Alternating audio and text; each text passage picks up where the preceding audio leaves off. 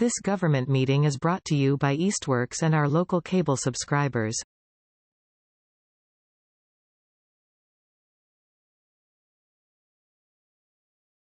Hi, everybody. Welcome to EDIC's November 21st, 2023 meeting.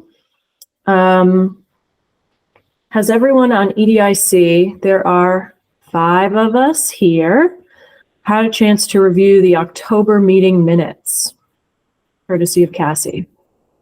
Okay. Let's see. Does anybody have any edits to make? Are we good on those? Great, seeing none. All in favor of approving the October meeting minutes?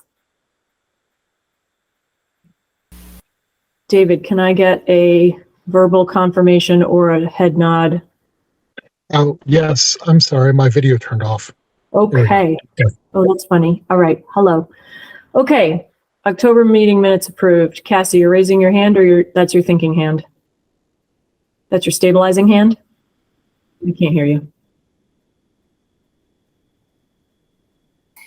It's holding up my head. Stabilizing? Okay, very good. I approve. Oh, great. All right. So, October meeting minutes approved. All right. We have a little bit of public speak time for anything that isn't on the agenda already. So, Cassie, do you have something that you'd like to share? You're muted, ma'am. Unmute first. Excuse me. Yeah, I have updates from yesterday's Energy Advisory Committee for the group. Just quickly going through the pieces. Easthampton and Northampton have received $500,000 from Eversource. It's the Columbia Gas Company payout. And it's called Heat Pumps, Customers Affected by the Moratorium. They're targeting moderate households, 60-80% of the state median income. And it looks like we'd only be able to service at most about 150 people. So there are no specific provisions for businesses. In fact, it's really meant for residents. We're moving towards the aggregate electrical stuff. This is a whole new vocabulary for me, you guys, so bear with me. Good Energy is our vendor. They're going into public comment in early December. The climate action is going to be available for limited review around December 7th. And then it will end up eventually at the city council with a list of specific actions. There is a meeting on December 7th, and they wanted me to be sure to let you know that they want us there. And I went to the last one, and it was really interesting. The people from the consulting firm are really top notch, and they're really interesting to listen to. So I'm going to send you, now that I have Dave's email, the press release that went out today. Our plan is focused on carbon reduction. EV charging machines are up and running in Mountain View, 4 for the elementary side and 4 for the high school side. And that's where I'll stop. Great, very good. Thank you for that. My understanding is that the December 7th public meeting related to the climate action plan begins at 6, yes? Yes. And look, there's Jamie Paquette. Yes, Jamie is here. Hello, Jamie. Thank you for joining us. Okay, thanks for adding that. I think that'll be useful for us to have as context for later in our agenda as well and going forward. So I will plan to be there. I cannot guarantee that I will be there, but I will plan to be there for at least the first hour. Cassie, I assume that you will be there. Yeah. Anybody else?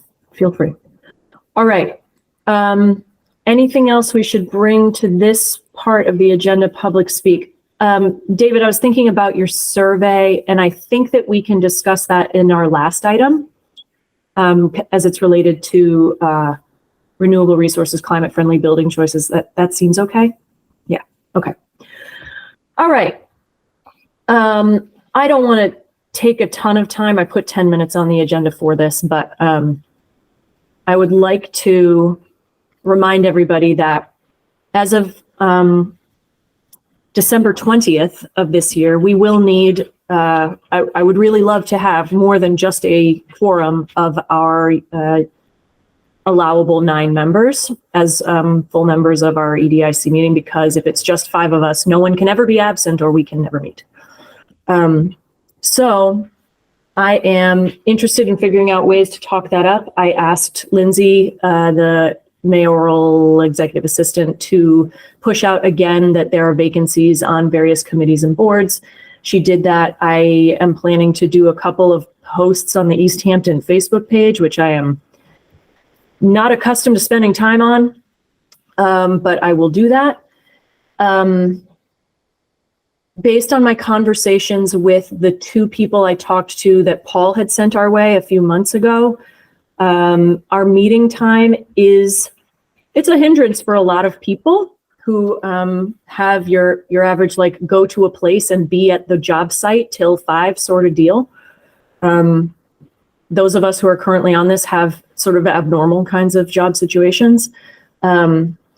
So I'm thoughtful about the meeting time. We've had this discussion before, and that doesn't mean that we can't have it again. So any thoughts on a way to invite new people that goes beyond what I'm planning to do on the Easthampton Facebook page, or considering meeting date time? Thoughts?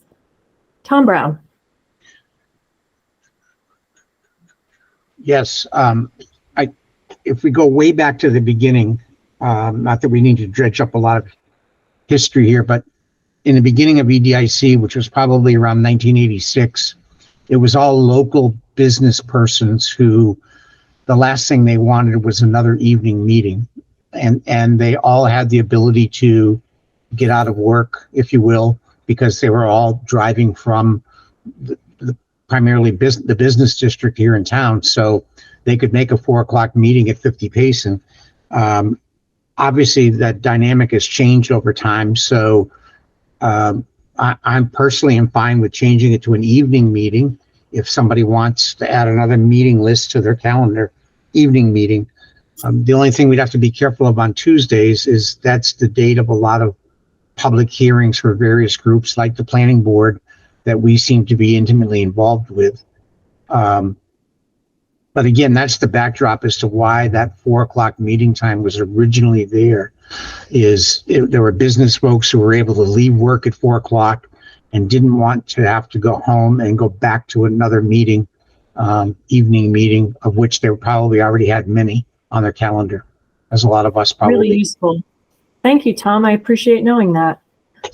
Great point about Tuesdays. We would want to avoid Tuesdays. I will talk with Barbara in between now and December just to get a sense of, like, what is actually available. How can we, if we continue to have remote meetings, which right now I think is still on the table. It for a little while felt like this is a time limited sort of thing, being able to have remote meetings, but who knows what people will decide moving forward. Are there limitations to what time slots are available, and does having a remote meeting change what that flexibility is? Okay. Any other thoughts about time day of the week?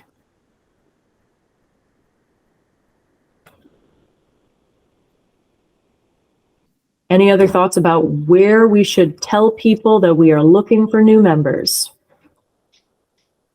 Should I put an editorial in the Daily Hampshire Gazette? Really? I was just about to say that. I mean, I guess some people read and don't go on the internet, right? There's some subset of that. Okay. And also, what about the senior center, as well as maybe Mo can blast out to the Chamber of Commerce, because that seems like a pretty good demographic. Great idea. Okay. Good, good, fine, fine. And the senior center, do they have, at the senior center, do you have a particular format there? Or do they just have really strong connections to that community? They have like a board and stuff, or they have email listservs or something? I don't know, but I know somebody that we can get in touch with about that. Okay, cool. Tom? I sit on that board. They do have a monthly newsletter. I'm not sure if the director, Cindy Terrell, would be open to that, but you could someone could definitely, I could contact her and ask her. That would be great. Open to sort of a PSA, if you will. Yeah. I met her at one of the open houses at Mountain View, maybe sometime in the last 18 months. So yeah, that would be great. I liked that newsletter. That was awesome. Okay. Gwen's action step right to Barbara Bombard. Okay.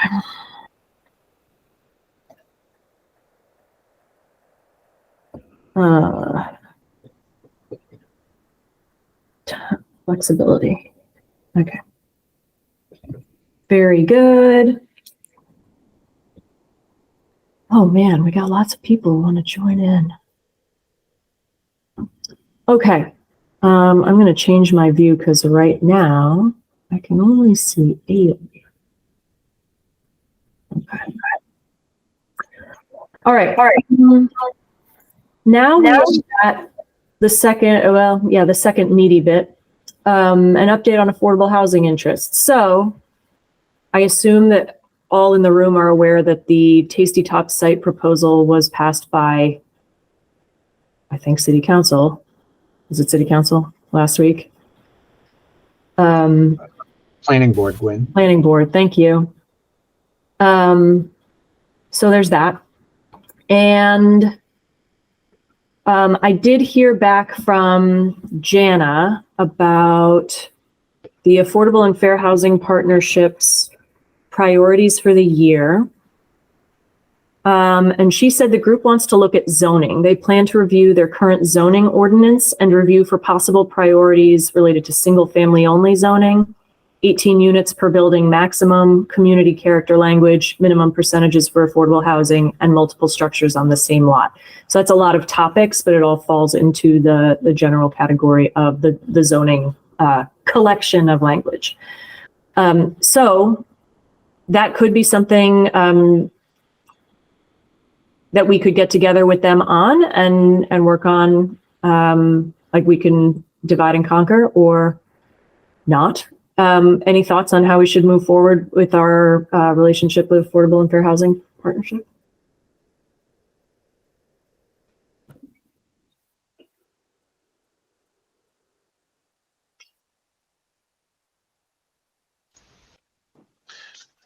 Tom Brown. Gwen, those are topics that they are going to work on or bring forward to someone.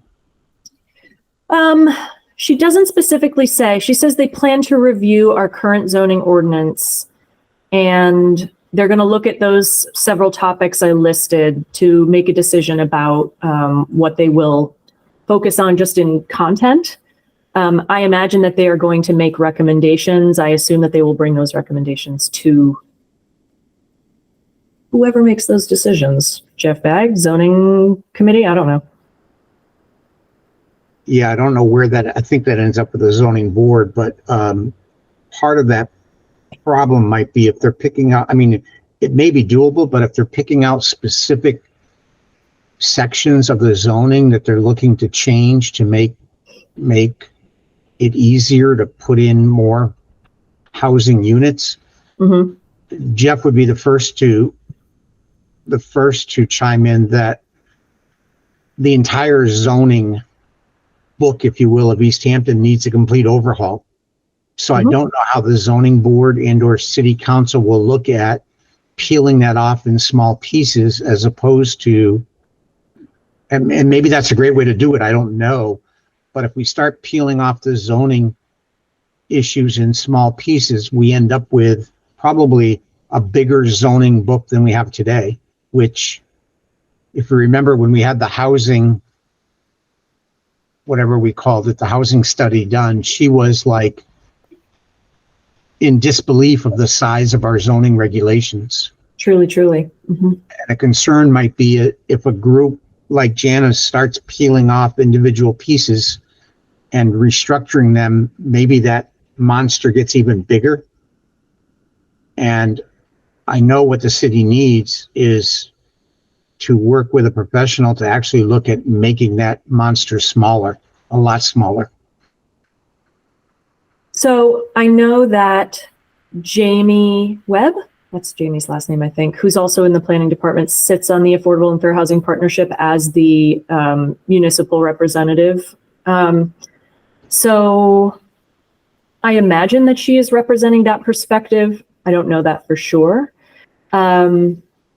We could decide that we want to have a shared conversation with them again, like we did this past summer, and get a better sense of how they might take action on the things that they decide they want to focus on and offer that perspective. Or I can just write back to Jana and say, have you considered this? It's been a bit, I think, since Jeff could be at one of our meetings. So if we can get him to one of our meetings in the near future, we could maybe get a better sense of, because, we have I think we have a pretty running general sense that it is a very large undertaking to revise the zoning ordinance. And I haven't heard that it's on the list of things to make over completely in one fell swoop. So I'm thoughtful about that. David? Has there been feedback from developers who find Easthampton's zoning ordinances problematic in terms of wanting to do business here? Is that an ongoing concern, or is it just it adds to the overhead in general? I can't remember if there are housing specific frustrations, but there are building specific, like just development specific frustrations. Our zoning is a hodgepodge, and you have to refer to page 7 and then refer to page 197, and those can sometimes not be congruous with one another. So I think that it's possible that there are some housing related frustrations. I can't remember the specifics of that.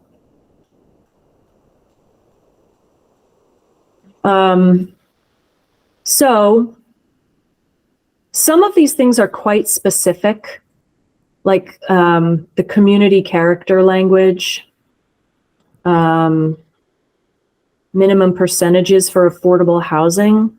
I can imagine a world where those appear in relatively small portions of the zoning ordinance. So, I mean, we could write back and say, that these are our questions and concerns. What have you heard from Jamie? And then we can see if we can get Jeff to our December or January meeting and get a better sense of how the planning department is thinking about moving forward with our zoning hodgepodge in the near term anyway. Because I think it is something that they try to chip away at, but I don't have a strong sense of that. Tom? Yeah, and I wish I knew, Gwen, how turnkey for Jeff this project would be. Yeah. If you recall, the person who did the housing study, it seemed like she was doing most of the heavy lifting. I don't know what Jeff had to do as part of that. I do know that his plate is extremely overfilled right now. But if it was in fact a turnkey situation where we just handed it off to a person like the one who did the housing study, it's just a question of finding the money to do it. And I have no idea what that cost is. Yeah. All right. So I've written down a few questions. I think I will write back to Jana just to share a quick summary of the conversation we had here. And maybe she'll be able to share a summary back of what they've thought about. And then I can also get in touch with Jeff and see if we can protect his December 4 p.m. time on the 19th. And obviously, Gwen, in general, we would support that group and whatever it is they want to bring forward. Totally. I just would hope we could take a minute to step back and look at the much bigger picture. Yeah, absolutely. Zoning as a whole. Yeah. Okay. Then there was the time when, let's see, this happened last week. What happened last week? Maybe it was 2 weeks ago. Guys, when did I go to City Hall and learn? Okay. The upcoming 385 Main Street Affordable Housing Plus Conservation Land Proposal. Here are some things that I learned. Community Builders, which is the group that's working with Kestrel Land Trust, built the senior housing neighboring community through the 40B process in 1990. So they have experience with that particular part of Easthampton as it is. The 54-acre development is under agreement with Kestrel, 100% affordable units, including studios, 1 bedrooms, 2 bedrooms, 3 bedrooms. I was trying to take notice of some of the things that we've been talking about recently. So in their mock-ups, there are 3 buildings and there are parking lots outside of each, but the driveway and the parking lots themselves are tree lined. So it's not just an open collection of pavement. So that pleased me. They discussed tying into the College Highway Apartments gas line. There was a bunch of discussion about that using vocabulary I don't remember and didn't understand at the time. If we need to know, we can ask in the future. They're hoping to close on that land acquisition by June of 2024. The housing build could start as early as 2028, the southernmost building first. Funding matches from the city are needed, possibly through the CPA. The relationship between conservation and a housing group is innovative, even at the nationwide level. Mass Audubon is going to hold the conservation restriction on the land, and we're proposing that the city co-hold that restriction. It would formalize a conservation approach in the future. There are going to be 90 units total. The first building is 29 units. We learned something about the tendency for families to live in some of these places. So we learned that the 2+ bedroom units tend to see on average less than 1 child per unit. So it's not a high impact on schools, which I found curious. So we could ask some follow-up questions about that moving forward. They seem very open to conversations with municipal groups. I also heard some conversation about for the schools overall, a 10% enrollment drop projected over the next, I can't remember how many years, 10 maybe? Does that seem right, Chris? You're nodding.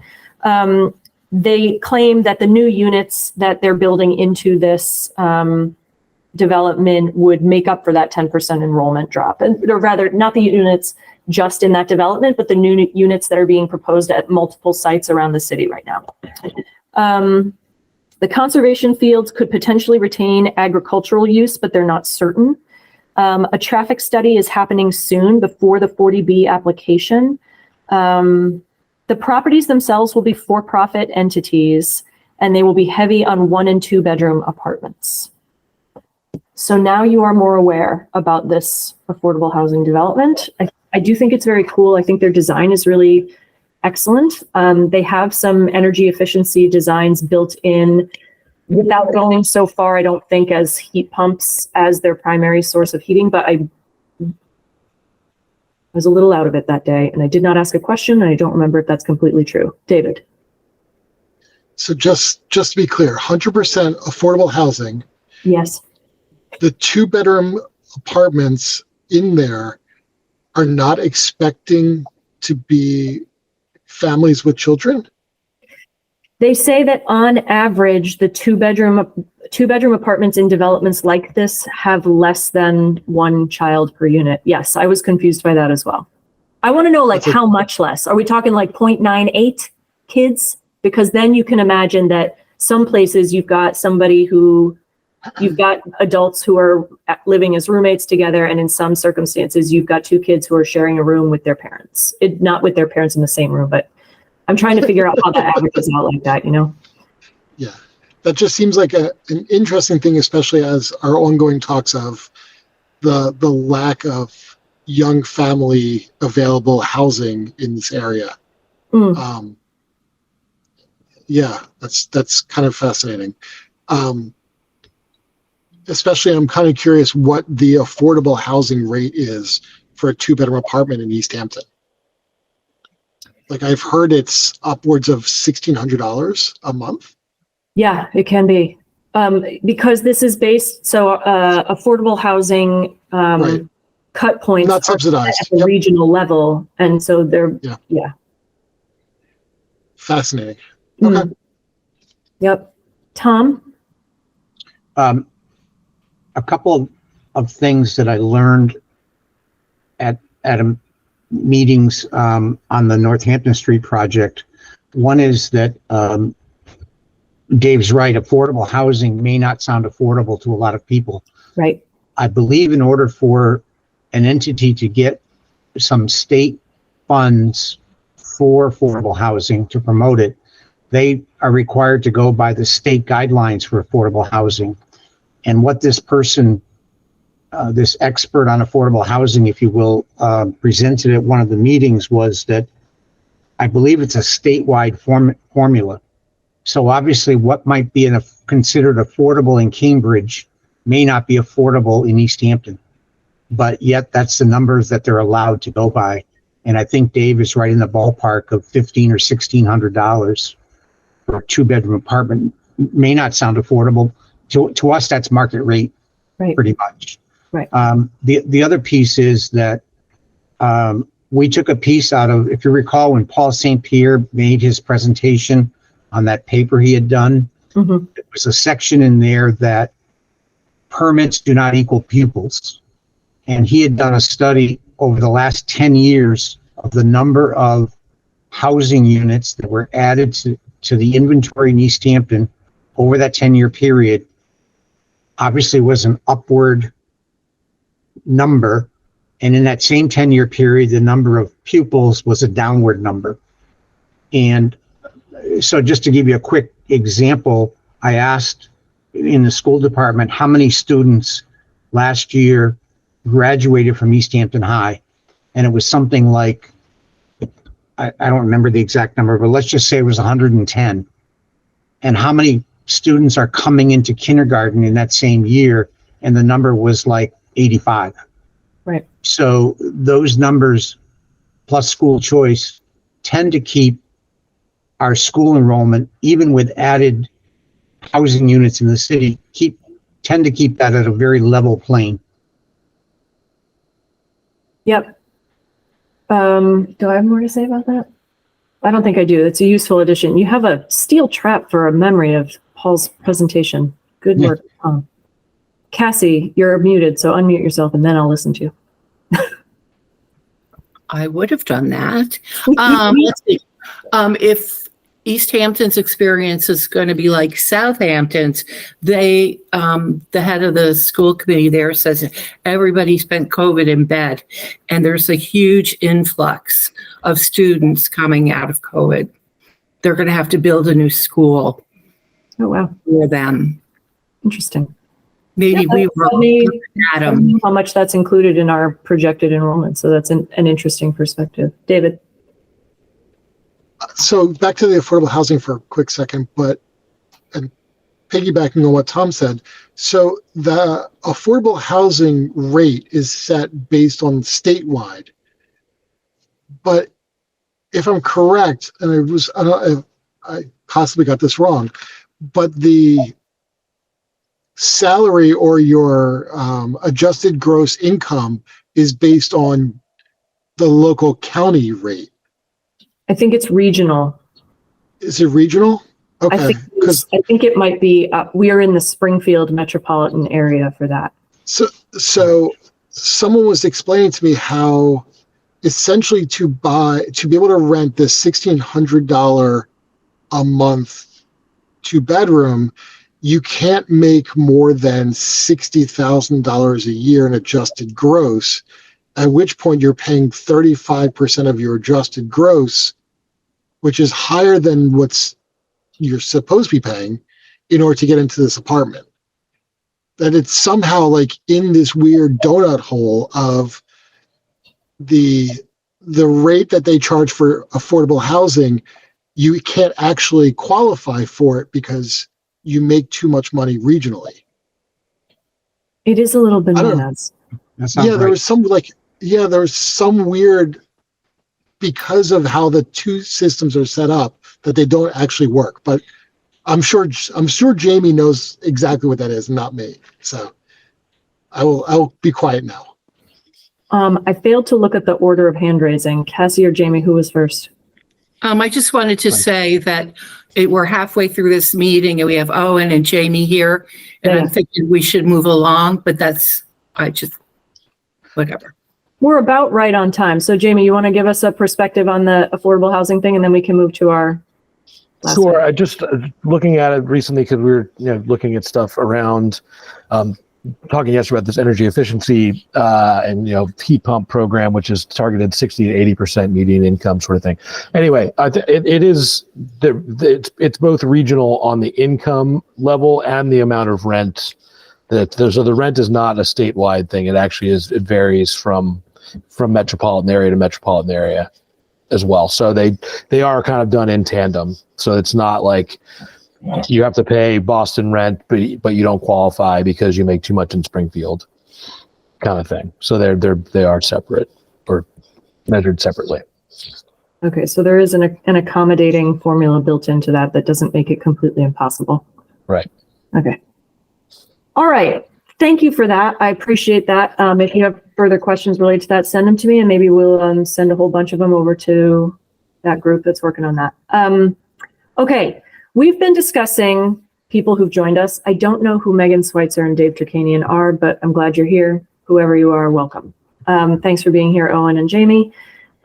We've been talking about renewable resources, climate-friendly building in Easthampton as vaguely related to the climate action plan as it burgeons into an actual plan. Incentives for developers. How can we take it a little easier on what land we do have that's developable?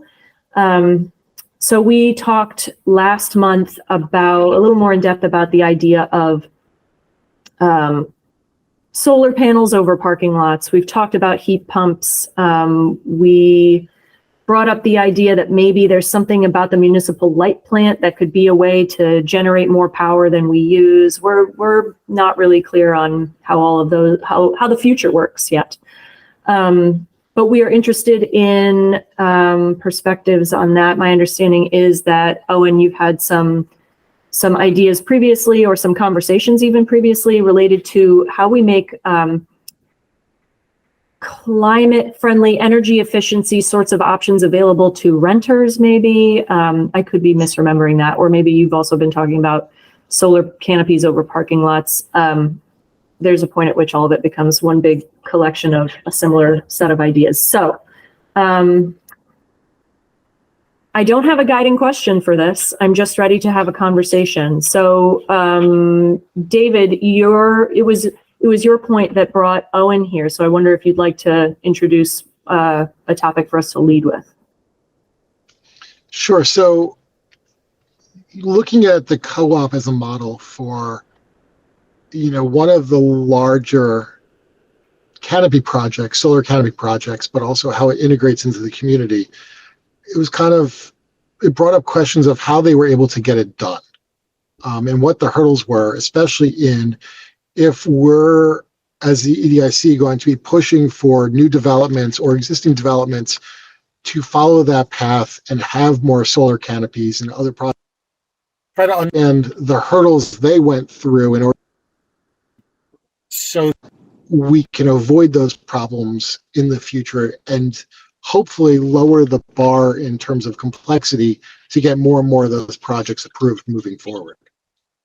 So I guess that was the impetus, and one of the things I brought up with Owen, and why I wanted Owen's perspective, because I think he was involved in many of those conversations, as well as Jamie. I see you nodding as well.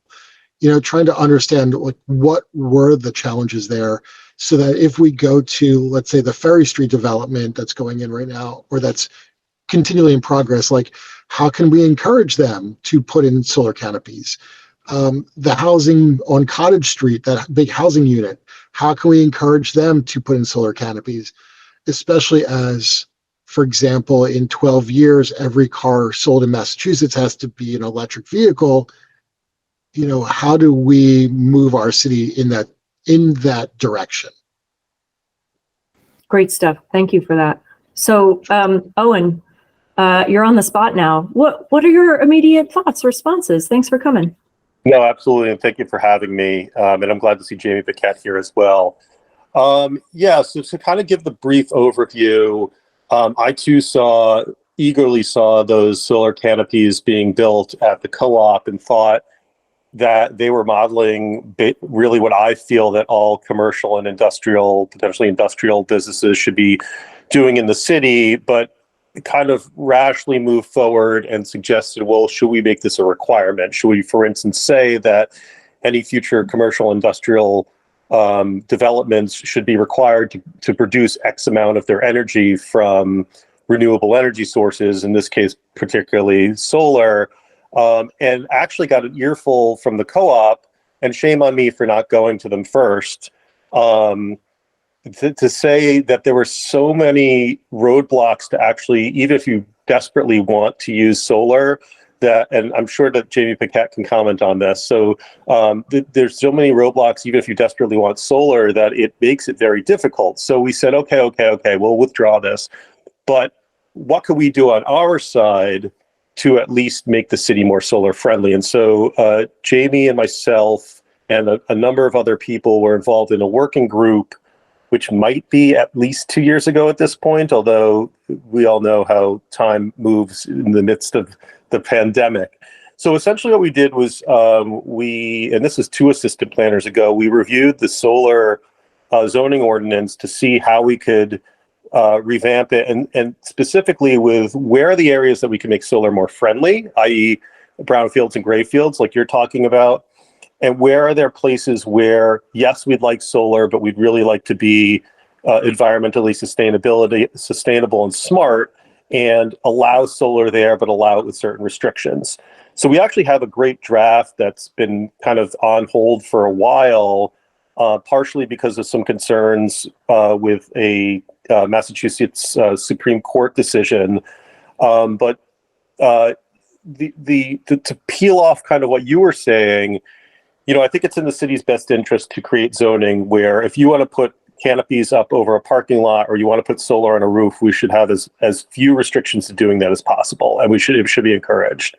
I would go as far to say too that I feel we should still explore potentially requirements, although again, if there's barriers on the state level or to connecting, then it's at least worth exploring. But also, are there ways to incentivize solar?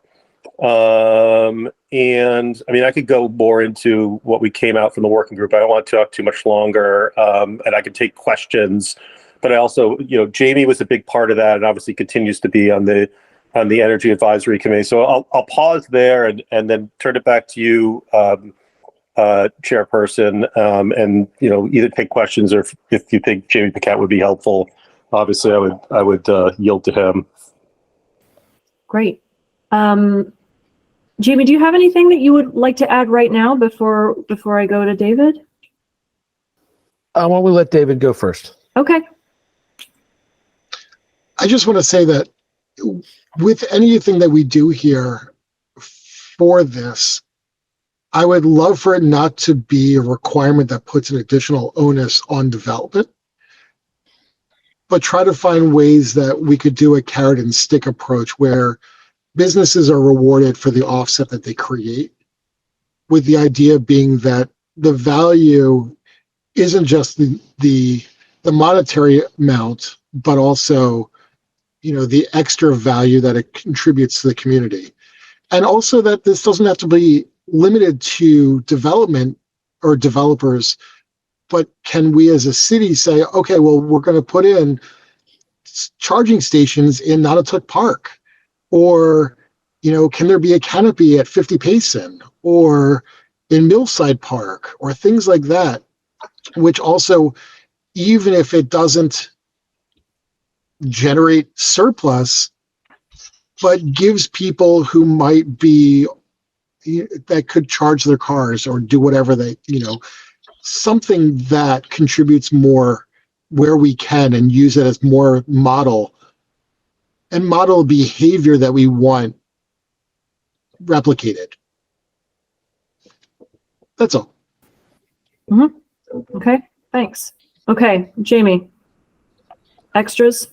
Boy, try to be succinct here. There's a lot, obviously, a lot of issues wrapped up together here when you start talking about solar and electric vehicle infrastructure and the sort of remaking of the grid and electrification and trying to wean ourselves off of fossil fuels. So each one of those tendrils sort of goes out, and you can follow that as far as you want. To try to keep it all kind of centralized, what we're attacking each from the Energy Advisory Committee standpoint. We're looking at what we can do. Along the lines of what David is talking about, right? So what can we do to incentivize, or what can we do to create opportunities for this to model what we want to see elsewhere? We're behind on some things, and some things we can lead a little bit more on. Like, we're doing the municipal aggregation program, which is going to, lots of other municipalities have already done, but it's going to bring us, opportunity to hopefully promote renewables, get more people involved in using renewables, basically by bringing more of that into what is the base electricity supply that we're using.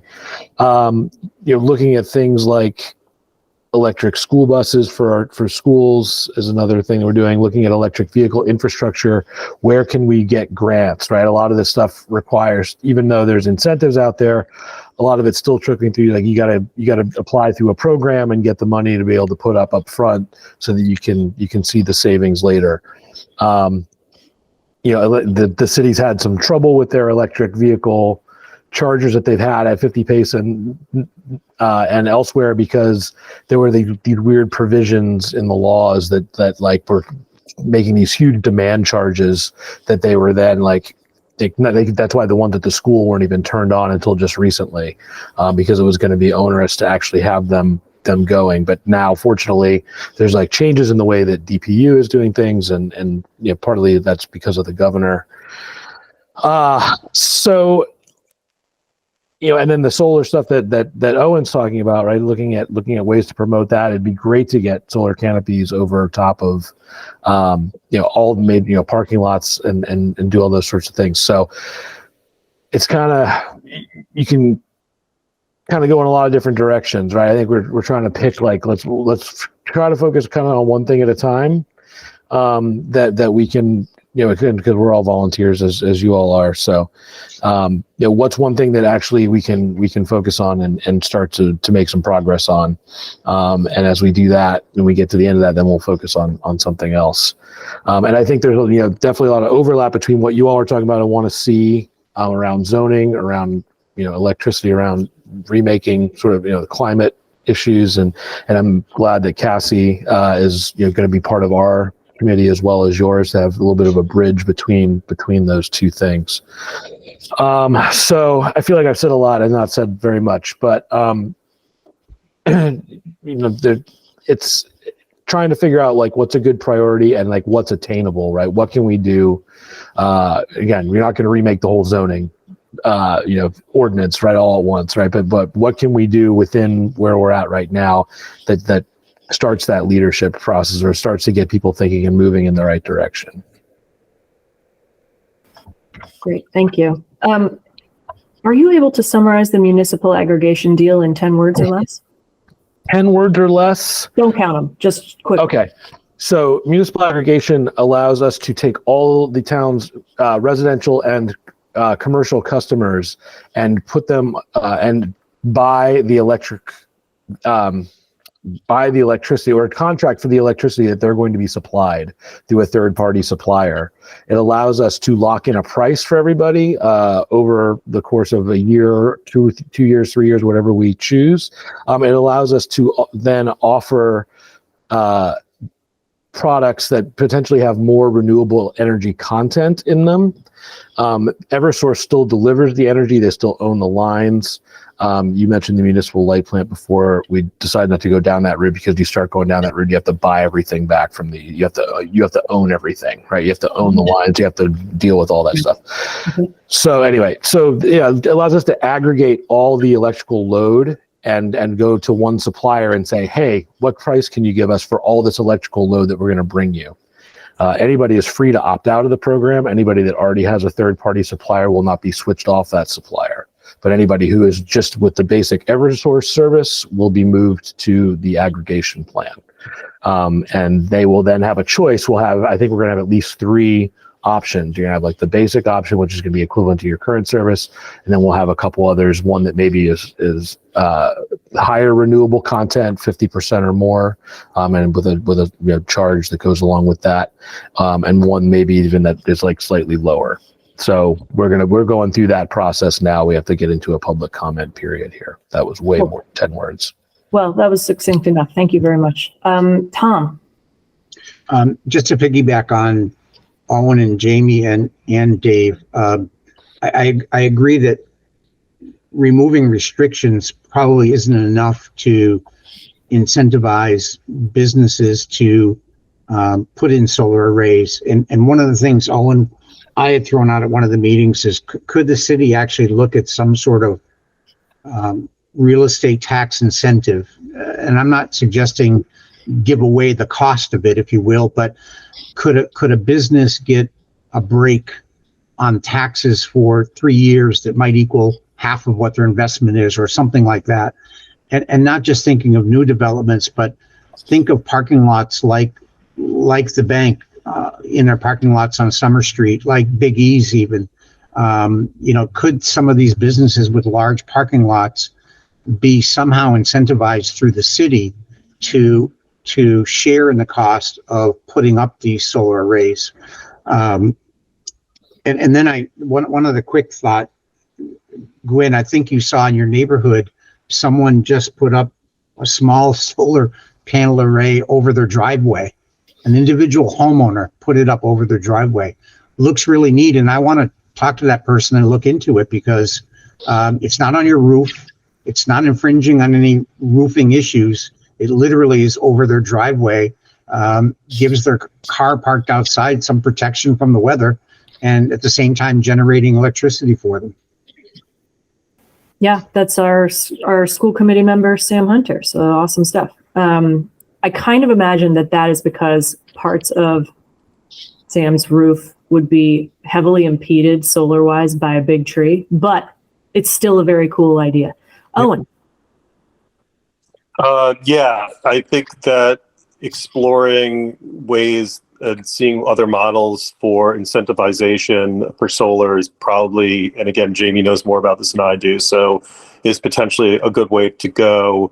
Also, I don't know how much business owners and particularly business owners that are building owners are aware that the city opted into PACE, property assisted clean energy financing, a few years back at this point, which is really, in terms of, it offers an incentive in the sense that the betterment, the additional tax that would result from a betterment from things such as solar or other energy efficiencies is actually removed and used to pay off the loan.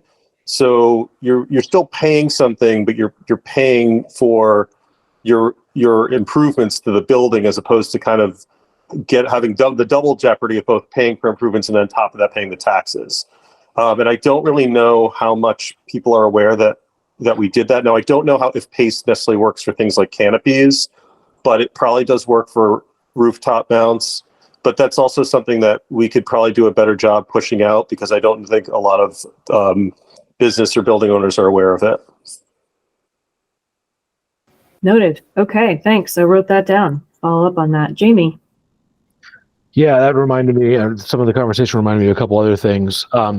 One is that the $500,000, for instance, that Cassie mentioned earlier, that's coming through the Columbia Gas settlement through Eversource, and now that money is earmarked for Northampton and Easthampton. We met with Mass CEC, sat in on our meeting yesterday, explained what they're trying to do with that, because they're not going to be put in charge of that, executing a program around that, and that's for like heat pump and electrification type things. And what they're finding and is that, you know, there's a gap where like things like Mass Save are, where the people that are 60% or below of median income have a very good service, because there are companies out there, there's like the action networks that are designated to help them walk through the process, right? And they work with them sort of step by step.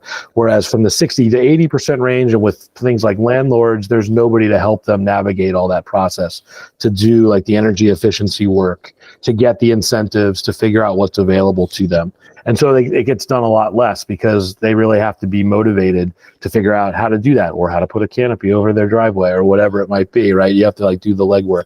So what we want to do with that is, you know, they're hoping to create, again, a sort of a concierge type service that can help people navigate through that are in those areas where that are not taking advantage of the programs as much. And I'd like to find a way to continue that beyond like a basic $500,000. You know, it's maybe going to last a year. It's maybe going to help, you know, 100 or so households to go electric, right? Or to get a heat pump installed. Like that's the type of thing that can be really useful. Like to, you know, there's all these gaps between knowledge of the programs and the programs, you know, ability to serve people. So that's one thing. The other thing is something that, you know, we as a city could do, talking about zoning and codes, is we're a green community, so we have to participate in what's called the stretch code. So it's like a higher level energy code, but there is another level above that, which is called the opt-in stretch code, which the city would have to choose to take part in, which would then put more stricter regulations on new developments, as well as significant renovation work, and hold them to a higher energy standard, right? So that is something that Northampton, for instance, has just done. It takes effect in January. There are a handful of others around the state that have done it. To David's point, it is one of those things that you hear from the other side, people that are not, you know, into it, that are like, well, it's going to increase costs for developers and things like that. But that is a concrete step that we could take as a city that says, hey, we believe this is important. We think it's important to electrify buildings and to make sure that they're as efficient as they possibly can be. And we want to hold things to a higher standard. So that's just a couple follow-up things. Yeah. It seems like these are things that we could bring to the climate action plan conversation on the 7th. So, Cassie. Just want to say, you guys asked me to do the tax incentive research this month, and I completed that. I don't want to take up time here, so I'll send it out to you guys. Awesome. Thank you. Appreciate that. David. So I just want to say that one of the things that got me thinking about this specifically was, you know, we have this new development that's going in, that's affordable housing. And chances are is that there's going to be no car chargers at that affordable housing unit. And then if there are, then they're going to be using, charge point. But charge points rates are quite literally twice the rates that a homeowner would charge their electric to plug in their car. So essentially, there's a poor tax that goes for anyone who doesn't own their own property to charge their own car by going to a charge point station. You know, so it goes down this spiral of, you know, how are we as a city going to support this changeover in a way that doesn't put on more onus onto the lower income individuals within our city, as we move this transition to, you know, solar and electric and everything else like that.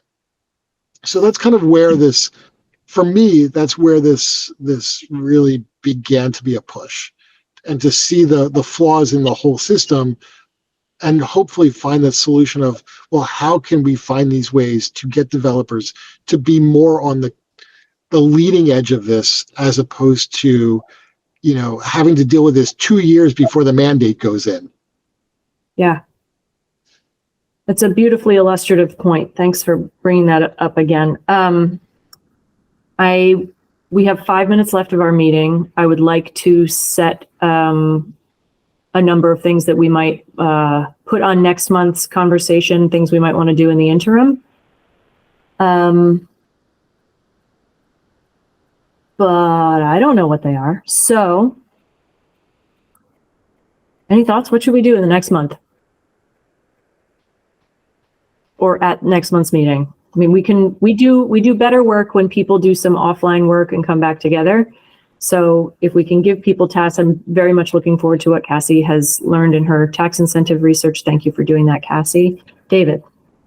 I'm going to say yes. Push that on Cassie. Ha! I'll come home and she'll have egged my house, so it's all good. Correct. And she is giving you what for on mute. Cassie, you are still muted, friend. If you'd like to speak. Dave, I'm sending Lantana over to your yard. That's how I'll get even with you. How about we wait and see what happens on December 7th? It sounds like some of the action plans are going to be revealed. Is that right, Jamie?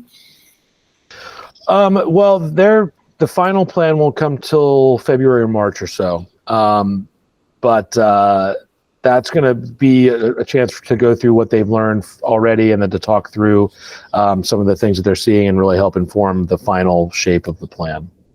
Okay. So maybe wait and see what emerges there. Okay.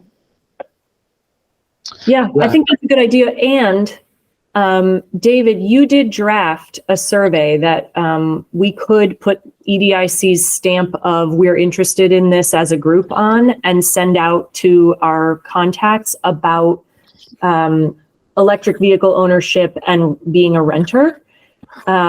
Just to get some baseline data that I don't think exists anywhere else. Like, I don't think there's a census source that would tell us this kind of information. We have I think that. there was. Climate survey. There was.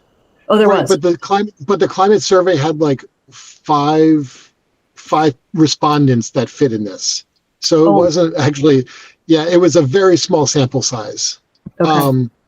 But I would say let's hold off on that until after December's thing, and then maybe we'll bring it up next meeting.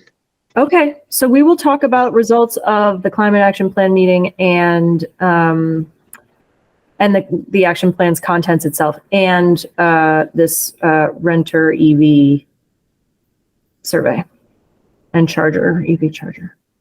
Okay.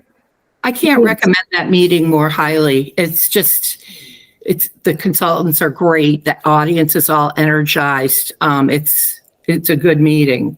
Great. Okay. Thanks. Also, I've been asked to ask you to ask businesses to please attend because we didn't have any business representation at the last meeting. Ask me. I mean, I don't have a magic email list, but okay. Whoa. Oh, they're going to the chamber, Mo. Okay, good. That's great. I mean, we can. I will make many Easthampton Facebook page posts, and this will be my opening salvo. Look at me. All you know about me is I'm engaged civically. Okay. I encourage all of you to do the same. I see some of your names out there, so, do it to it. Thank you for being here, Councillor Zaret. Thanks for coming, Jamie. Thanks for being here, Dave. I hope you learned something useful or got some perspective that you didn't have before. And who would like to suggest that we leave this meeting? Tom Brown quietly suggests. Motion to adjourn. Okay. All in favor? You got a second? Okay. All in favor, holler aye. Second, Dave. Yeah, it was David. Okay. Thank you, friends. Have a wonderful month. I hope you enjoy the rest of this week, and I will see you in December. Happy holidays. Take care. Great, you guys. Thanks.